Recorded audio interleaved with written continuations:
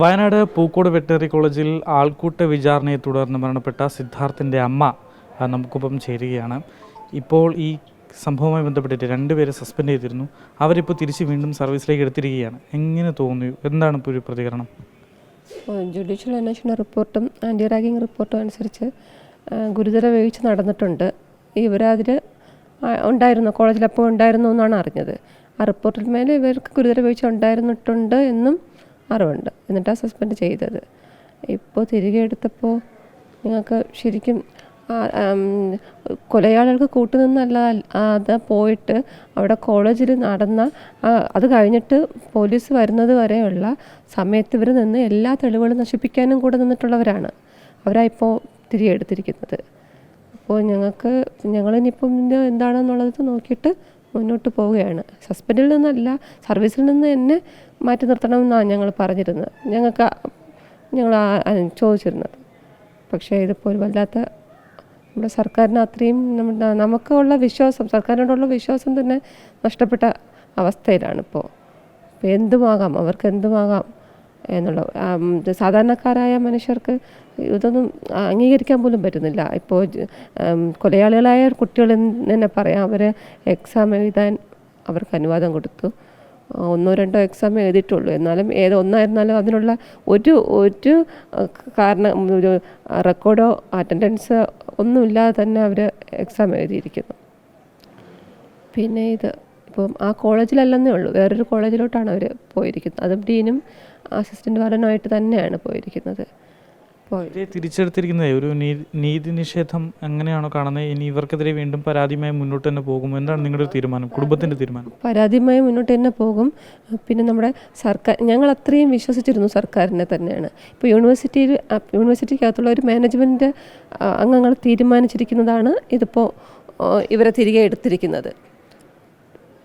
ഞങ്ങളെ വിശ്വാസം പോലെ പലരും വിശ്വാസം ഉണ്ടായിരുന്നു നമ്മുടെ ഭരണകർത്താക്കൾ. അപ്പോൾ ഇവർക്ക് കൂട്ടുനിൽക്കുന്നു. അതായത് ഒരു കൊല നടത്താനും കൊലയ്ക്ക് കൂട്ടുനിൽക്കാനും ഭരണകർത്താക്കൾ അല്ലെങ്കിൽ നമ്മുടെ സർക്കാർ അവരുടെ കൂടെ തന്നെ ഉണ്ട് എന്നുള്ളതിന് ഏറ്റവും വലിയ തെളിവാണിത്. നമുക്കങ്ങനെ ഇരുന്നാൽ പറ്റില്ലല്ലോ. ഞങ്ങളിതിൻ്റെ ബാക്കിൽ തന്നെ ഉണ്ട്. നീതി കിട്ടുന്നത് വരെ ഞങ്ങൾ പോരാടാൻ തന്നെ തീരുമാനിച്ചിരിക്കുന്നു. നീതി കിട്ടും ഉറപ്പുണ്ടോ? ഇപ്പോൾ CBI അന്വേഷണത്തിലാണ്. അപ്പോൾ അത് നല്ല രീതിയിൽ നടക്കുന്നു എന്നാണ് ഞങ്ങൾ അറിയുന്നത്. അതിന് കൂടെ ഞങ്ങളതിൻ്റെ ബാക്കിൽ തന്നെ ഉണ്ട്. ഒരു കുട്ടിക്കും ഇത് വരരുതെന്ന് ഞങ്ങൾ ആഗ്രഹിച്ചിരുന്നു. ഇതിപ്പോൾ ഇങ്ങനെ പോവുകയാണെങ്കിൽ ഇനി ഇതുപോലെ തന്നെ വീണ്ടും ക്യാമ്പസുകളിൽ ഇതുപോലെ മരണം ഉണ്ടാകും. അത് ഒതുക്കി തീർക്കാൻ ഈ പാർട്ടിപരമായി തന്നെ നീങ്ങുമെന്നുള്ളതിന് ഉറപ്പാണിത്. ഒരു ദിവസം കൊണ്ട്, ഒരു മണിക്കൂർ കൊണ്ട് നടന്ന കാര്യമല്ല ഇത്. 3 ദിവസം കൊണ്ട് നടന്നതാണ്. അവരെ ക്യാമ്പസിനകത്ത് തന്നെ ഉണ്ടായിരുന്നവരാണ്. അവർക്കൊരു വിളിയിലോ ഒരു ഫോൺ കോളിലോ തീർക്കാൻ പറ്റും. അത് പോയിട്ട് ഇത് അറിഞ്ഞ സമയത്ത് ഒരു ഹോസ്പിറ്റലൈസ് ആക്കാൻ പോലും ഇവർ തയ്യാറായിട്ടില്ല. അപ്പോൾ കുട്ടികളെ കൂടെ തെറ്റ് ചെയ്തവർക്ക് പിന്തുണ നൽകിയത് ഈ ഡീനും അസിസ്റ്റൻ്റ് വാർഡനും കൂടെയാണ്. ഈ കേസ് എവിടെയും എത്താതിരിക്കാനുള്ള ശ്രമങ്ങൾ നടക്കുന്നുണ്ടെന്നൊരു ആരോപണം, അങ്ങനെ അതാണ് നടന്നുകൊണ്ടിരിക്കുന്നത്. ഇനി മുന്നോട്ട് എങ്ങനെയായിരിക്കും നിങ്ങളുടെ ഒരു കുടുംബത്തിൻ്റെ തീരുമാനം? ഞങ്ങൾ തീരുമാനിച്ചിട്ടില്ല. ഇനിയിപ്പോൾ എന്തായിരുന്നാലും മുന്നോട്ട് പോകുന്നുണ്ട്. ഇതിനെന്താ ചെയ്യാന്നുള്ളത് തീരുമാനിച്ചിട്ട് ചെയ്യും. ഇപ്പോൾ ഈ ഒരു അവസ്ഥയിൽ സർക്കാരിനോട് എന്താണ് പറയാനുള്ളത്? സർക്കാരിൻ്റെ വിശ്വാസം ഞങ്ങൾക്ക് തീർന്നു. സർക്കാരിനോടുള്ള വിശ്വാസം തീർന്നു. കൊലയാളികൾക്ക് കൂട്ടുനിൽക്കുന്ന സർക്കാർ എന്നുള്ള രീതിയിലാണ് ഇപ്പോൾ പോകുന്നത്. ഇപ്പോൾ നമ്മുടെ കുട്ടികൾക്ക്